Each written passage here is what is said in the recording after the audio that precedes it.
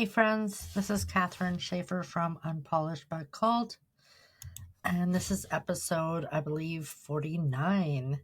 So you ever have one of those weeks where you can't quite name what's wrong, but you can feel the tension sitting heavy inside you? Not the kind the world can see, not loud or dramatic, just that quiet unease that hums under everything. That's usually where my biggest battles live. Not outside me, not in the people I work with or the headlines or whatever chaos the world's selling today. It's in here, in my chest, between who I want to be and who I still am. That's the war within. And the funny thing is, nobody else can see it. On the outside, we look steady, smiling, and doing our jobs, showing up at church, saying the right things. But inside, we're at war. With thoughts that won't quiet down, with pride that won't die easily, with hurt that keeps resurrecting even after we've prayed about it 10 times. We're not bad people. We're just people with sanctified in real time. It's weird, isn't it, how much of faith happens behind our own ribs. We love to talk about spiritual warfare, about the enemy out there, but most days, the toughest enemy I meet is the one wearing my own shoes. We're not always fighting demons. Sometimes we're just wrestling our own reflection. I read something once that said, there's no enemy outside the soul. The real enemies live inside us. Anger, pride, greed, hate. And I remember thinking, yeah, that checks out. Because I've blamed the world for a lot of things that started in my own heart. And anger is a big one. It doesn't always stomp in shouting. It usually sneaks in dressed like justice. We tell ourselves we're just standing up for what's right. But deep down, we know it's about ego. Anger pretends to be bold, but mostly it's scared. It's fear trying to control something it doesn't understand. We've all done it, replayed conversations, imagined comebacks, convinced ourselves we were defending truth when really we just didn't want to lose face. We hold grudges like trophies, polish them with self-righteousness, and call it discernment. But anger doesn't build anything lasting. It only burns what was already fragile. And then there's pride. If anger is the loud one, pride's the quiet one. It's so good at disguising itself that we hardly notice it's there until God shines a light on it. It hides under our achievements, under our self-pity, even under our humility sometimes. We can be doing ministry, serving others, helping out, and still be driven by the need to be seen.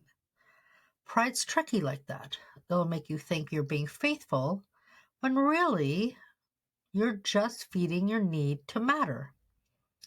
And it's not always arrogance. Sometimes it's insecurity wearing confidence like armor. And that's me more often than I'd like to admit. We tell ourselves we're strong because we survived something hard. But half the time we're just still in fight mode. And pride whispers, don't let anyone see how tired you are.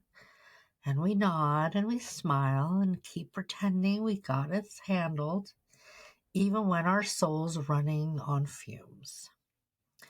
And then greed doesn't get talked about much in church, unless we're discussing money, but it's got 1,000 faces. It's the constant craving for more validation, more control, more assurance that we're enough.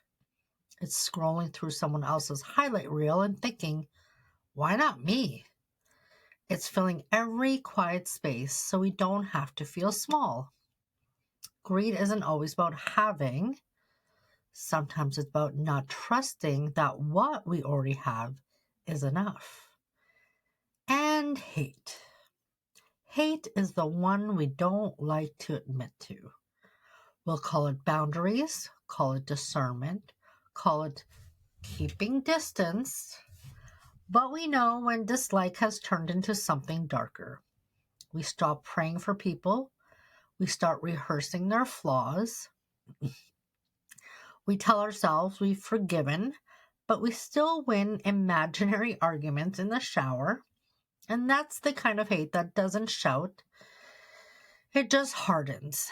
And when our hearts get hard, it doesn't just affect how we treat people. It changes how we hear God.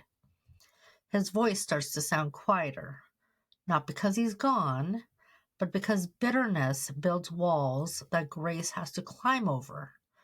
And that's the war within. The subtle, daily fight between the flesh that wants control and the spirit that just wants peace. We all feel it. That tug of war between I know what's right and I want what's easy. And some days it's exhausting. You ever get tired of your own lessons? Like, Lord, can we graduate from this class already? I've taken Patience 101 6 times. But he keeps enrolling us again because apparently we learn best by repetition and consequences. The truth is, this war isn't evidence that we're failing. It's proof that we're still growing. Dead things don't fight back. And if there's tension in us, it means the Spirit's still working, still chiseling, still alive. And we like to think God only shows up in our victories, but he's just as present in our battles. Conviction is not condemnation. It's an invitation to surrender what's still holding us hostage. It's God saying, you don't have to carry that anymore. And I've learned that most of our spiritual battles are really about surrender. Not fighting harder, not proving we're strong, not admitting we're not. Because God doesn't ask us to fix ourselves. He asks us to hand ourselves over. The flesh wants management. The spirit wants surrender. And the more we try to manage sin, the stronger it gets. It feeds on attention, on excuses, on fear. But surrender starts it. When we finally lay something down for real, it loses its grip. And sometimes that happens slowly, sometimes instantly, but it always begins with honesty. We stop pretending, stop defending, stop justifying, and finally say, Lord, this part of me is ugly, but it's yours. And he never flinches. He just gets to work. You know how sometimes he'll use people to help with that work?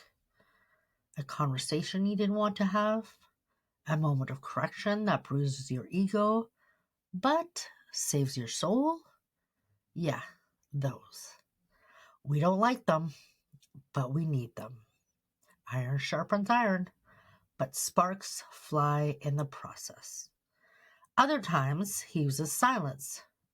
No answers, no signs, no confirmation, just quiet. And we assume he's distant, but really, he's just creating space for us to hear our own heart better. Because sometimes what feels like divine distance is actually God waiting for us to deal with what we've been avoiding. I've had seasons like that, the kind where prayers bounce off the ceiling, where nothing makes sense, where I feel like I'm stuck on pause. But looking back, those were the seasons where the deepest work was happening. Where pride got stripped, where faith got honest, where I learned that obedience matters more than understanding. It's weird, but some of the most spiritual moments I've ever had happened when I felt least spiritual. When I was frustrated, confused, and ready to give up. And yet, something in me still whispered, stay. That whisper was the Spirit fighting for me, even when I was too tired to fight for myself. And we like to imagine the Holy Spirit as calm and peaceful, and He is, but He's also fierce. He doesn't back down from the mess in us. He walks straight into it, rolls up His sleeves, and starts rebuilding from the inside out. He'll tear down habits we've built our identity around. He'll knock over walls we call boundaries, but were really just fear. And he does it all with this steady kindness that never quits. The process isn't glamorous. It's not something we'd post about with pretty lighting and a cup of coffee next to our Bible. It's gritty. It's tears and repentance and awkward apologies. It's the courage to admit that sanctification is less like a glow up and more like surgery. It hurts before it heals. But there's peace in it too. The kind that comes when we realize we don't have to keep pretending we're okay, because pretending is exhausting. It's easier to just be real with God. He already knows anyways. And when we finally stop hiding, the war quiets down. Not because it's over, but because we're finally fighting the right enemy. Not people, not the past, not even the devil. Just the parts of ourselves still learning how to be free. And when we start realizing that the war inside us isn't something to be ashamed of, everything changes. We stop trying to hide the fight and start letting God teach us through it. Because honestly, we've all been there. Those days when faith feels like a tug of war and peace feels like something we have to chase down. Sometimes I wake up and my first thought isn't holy, it's human. It's I'm already tired. And then guilt piles on top of that because I know I should be grateful. But gratitude doesn't always come easy. When you're fighting yourself, ugh. So we go through the motions. We drink our coffee, we nod at the sky and say, help me mean it today. And that's what faith really looks like most days. Not shiny, not loud, just steady. We're not performing for heaven. We're learning to breathe again. We keep showing up to the fight, not because we're brave, but because grace keeps pulling us forward, even when we want to sit down. And slowly, things start to shift. We notice it in small ways first. That conversation that used to ruin our whole day doesn't hit as hard. That temptation that used to have us running now just gets an eye roll. We start catching ourselves before the spiral, before the text we shouldn't send, before the words we can't take back. And that's not luck. That's the Spirit doing His quiet work in the background. We used to think freedom meant never being tempted again.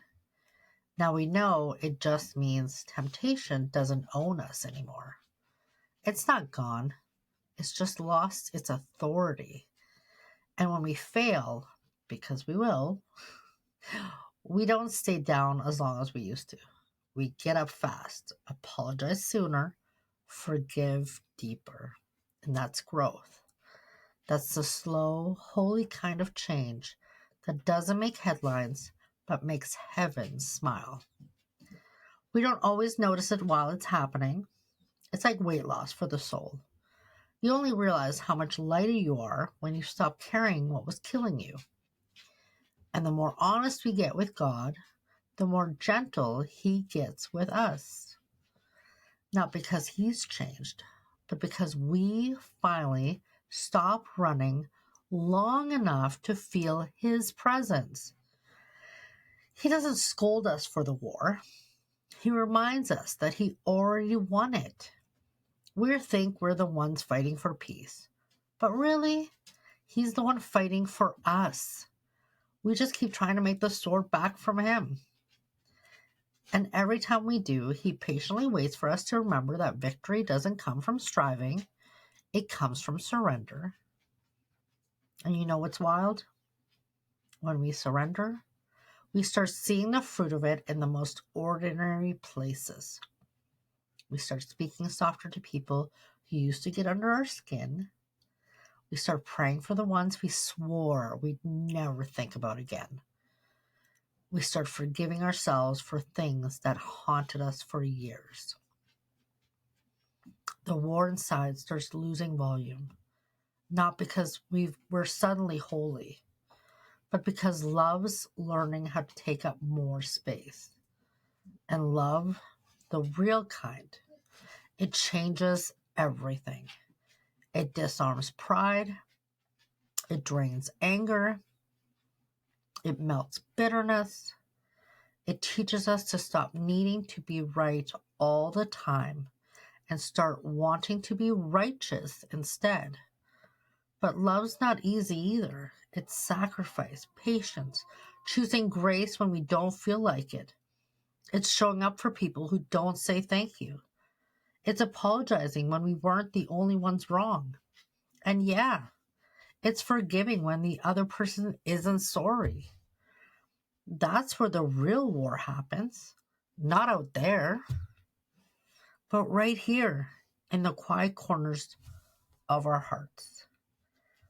We keep learning that following Jesus means dying to ourselves 1,000 small deaths every day. And sometimes we don't want to. We want the cross to be symbolic, not practical. We want resurrection without the burial. But he keeps whispering, trust me, the parts of you that die here will rise better. So we let go, little by little, of control, of fear, of the need to have the last word. And every time we do, we feel lighter, more honest, more whole. We start realizing holiness doesn't make us untouchable. It just makes us available. God doesn't want perfect vessels. He wants open ones. And maybe that's the whole point of the war within, to keep us open, to keep us aware of how much we need him. Because the moment we think we've got it all together, we stop leaning on grace. This war isn't proof that we're failing. It's proof that the Spirit's alive in us, wrestling us towards freedom. Every time we feel conviction, that's heaven saying, I'm not done with you yet. Every time we feel the weight of something we need to lay down, that's not shame. That's mercy knocking. And one day, we'll look back and realize the battles that broke us were the same ones that built us. That every scar turned into a story of grace. That the things we begged God to take away were the very things he used to bring us closer. And that's how he works. Redemption layered over wreckage until we can't tell where the pain ended and the healing began. We're learning together that peace isn't the absence of conflict. It's the presence of God in the middle of it. It's when we can say, I don't have it all figured out, but I trust the one who does. It's knowing that even when we fall short, we're still his. We belong not because we got it right, but because he won't let us go. And maybe that's enough. Maybe the point of all this isn't to stop fighting, but to remember who's fighting with us. We're not alone in this war. We never were. And you've been listening to Unpolished by Called. I'm Kathrin Shaffer. And if you've been feeling that same tug of war inside, you're not crazy. You're not faithless. You're just growing. And growth is loud sometimes. The war within isn't a sign that you've lost your peace. It's the sound of peace being built. One surrendered thought at a time. If this conversation met you somewhere in the middle of your own battle, share it with someone else who's fighting quietly too. Hit the like and the follow button. You can find more stories and encouragement at kathrinshaffer.com. Until next time, keep showing up to your own soul. Keep letting grace do the heavy lifting. And remember, the war within isn't where the story ends. It's where God starts writing victory. See you soon.